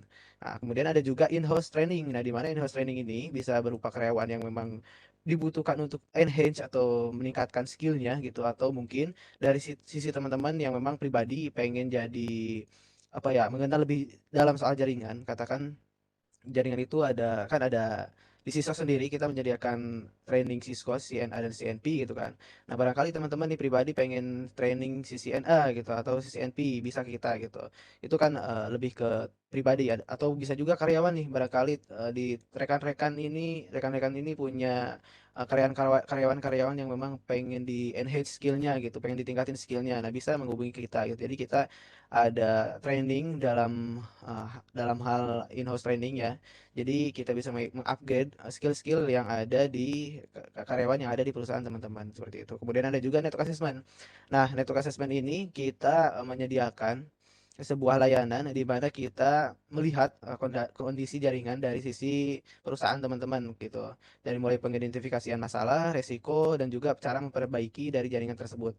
Seperti itu. Kemudian ada network konsultan. Nah, di mana ini kita menyediakan sebuah apa ya solusi-solusi tentang jaringan yang ada di perusahaan teman-teman gitu. Jadi kalau semisal ada jaringan yang existing, kemudian teman-teman bingung gitu kan soal permasalahan yang ada di jaringan tersebut, best practice-nya itu seperti apa. Nah, bisa ditanyakan ke BPN gitu. Jadi kita bisa menyediakan konsultasi sebagai salah satu cara untuk menjadi solusi dari permasalahan-permasalahan jaringan yang ada di perusahaan teman-teman gitu. Jadi kita bakalan ngasih nih best practice-nya itu kayak gimana sih Mas gitu. Ya, kemudian ada juga ini beberapa klien kita yang memang setelah kita layani dalam hal jaringannya ada Watson, kemudian ada OJK gitu kan. Nah, Jakarta International Container Terminal. Ini beberapa yang memang sudah kita layani termasuk Sutek juga, ada sekolahan Phoenix dan lain-lain. Ini bisa teman-teman lihat sendiri ya buat Ria Busana. Nah, kemudian ada juga di Fujitsu nih, brand-brand lumayan juga. Kemudian ada juga di SIP, ini adalah gold partnernya Cisco. Ada juga di Tri, BNPB. Nah, ini banyak juga ya, lumayan banyak juga untuk perusahaan-perusahaan yang memang sudah kita layani. Ada Hatrice, bahkan ini CIMB Niaga ini setelah berlangsung juga sekarang gitu kan, belum ended buat proyeknya. Ada Metrocom juga yang sedang berlangsung juga, kemudian ada Arta Jasa. Nah, ini PT Bara nih, PT Bara ini ada di Jakarta. Kemudian ada juga BSSN nih, BSSN kita mendeploy soal jaringan yang dimana dia mendeploy sebuah protokol jaringan VXLAN gitu kan. Ada juga Nokia. Nah, ini yang tadi sempat saya jelaskan bahwa Nokia itu dia network maintenance-nya itu sedang continue sampai sekarang.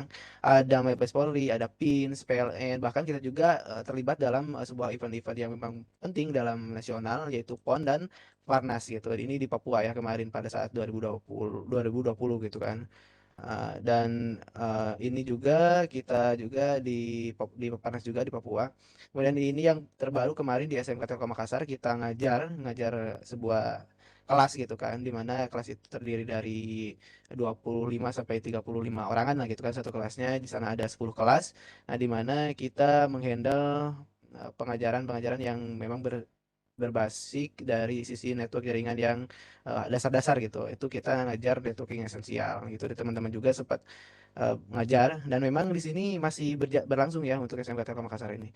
Kemudian ada ID Cloud Host, ada juga Sinokom, bahkan Telkomsel, Dana, gitu kan, Jago Network gitu. Jadi ada Indosat juga yang memang sempat kita handle untuk proyeknya. Nah, beberapa proyek dari pengalaman-pengalaman yang telah dihandle oleh BPN, ada pertama implementasi PXLAN VN multisite yang ini tadi di BSSN, kemudian ada redesign MPLS dan IP RAN network, ada juga implementasi Cisco SCI, ini ada di Teknovatus nih. Kemudian ada setup BGP internet maintain. Nah, kemudian ada network design, managed service, kemudian ada network intelligence IT network, kemudian ada replace core switch ini untuk kalau misalkan di jaringan teman-teman pengen di replace si core-nya itu seperti apa, nah itu bisa ke kita. Kemudian ada optimization IT network. Nah, kalau semisal ini lebih ke perangkat-perangkat jaringan yang memang dipakai di perusahaan teman-teman.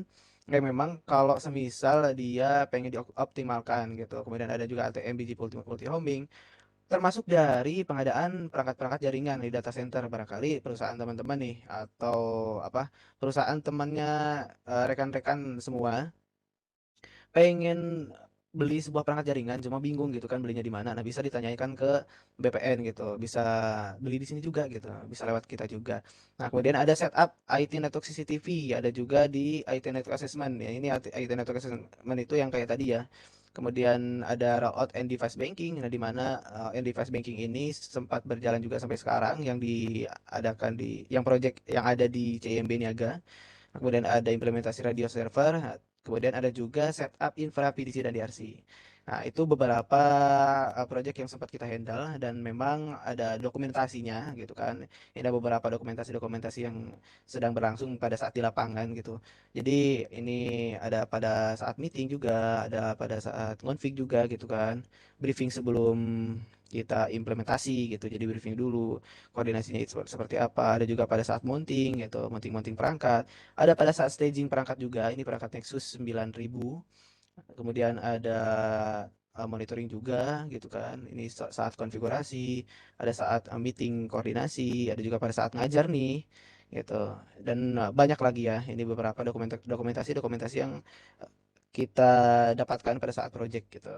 Nah, kemudian selain itu juga kita di BPN mengadakan sebuah training center di mana yang tadi sempat saya jelaskan bahwa kita menyediakan training dari sisi Cisco ya. Cisco itu ada sisi NA dan sisi NP. Nanti kalau misalkan teman-teman berminat bisa menghubungi kita di sini ya, di info.bestpetnetwork.com gitu. Nah, yang dimaksud itu adalah sisi NA dan sisi NP routing switching gitu trainingnya. Kan ada routing switching, ada enterprise gitu. Nah, ini yang kita handle itu adalah routing switching seperti itu. Nah, kemudian ada juga beberapa produk BPN yang memang sempat kita tawarkan gitu kan. Ini kita jual juga untuk harganya itu 150.000 untuk buku ini. Nah, di mana buku-buku Siana ini dibuat oleh Pak dan Wiyoto sebagai CEO dari BPN. Itu jadi isinya itu adalah banyak lab-lab ya tentang Siana yang lumayan lengkap ya. Jadi banyak lab-lab yang sangat bermanfaat. Jadi kalau misalkan teman-teman tertarik bisa menghubungi juga ke email ini. Jadi info@bestpetnetwork.com atau bisa dibeli di link ini di www.bestpetnetwork.com seperti itu. Bisa juga menghubungi kita ya di grup. Kemudian ada juga handbook MPLS dasar dan L3PPN. Nah, ini adalah handbook yang gratis, nanti bisa teman download di sini di link ini di bestpetnetwork.com atau mungkin kalau misalkan mau di info@bestpetnetwork.com ini di emailnya bisa ya, nanti bisa teman-teman menghubungi kita gitu kan. Nah, ini dibuat oleh Bapak Danu juga membahas tentang MPLS dasar dan L3VPN. Ada juga handbook yang dibuat oleh Jackie Hardian tentang Zoom Cloud Meeting gitu kan. Dia adalah seorang network BPN Teams juga gitu. Jadi salah satu anggota BPN juga. Di mana ini membahas tentang Zoom ya, aplikasi Zoom gitu kan, Zoom Cloud Meeting itu seperti apa. Kemudian ada juga buku handbook tutorial registrasi IP PON dengan COCM. Ini dibuat oleh Mas Itang Sopandi. Dia adalah tim dari BPN juga. Ada juga tentang staking Cisco Swiss 3750 yang dibuat oleh Danang Kurniawan. Dia adalah salah satu tim kita juga. Nah, barangkali teman-teman kalau semisal butuh untuk bukunya, ini gratis ya. Bisa download di sini atau email ke info@bestpetnetwork.com.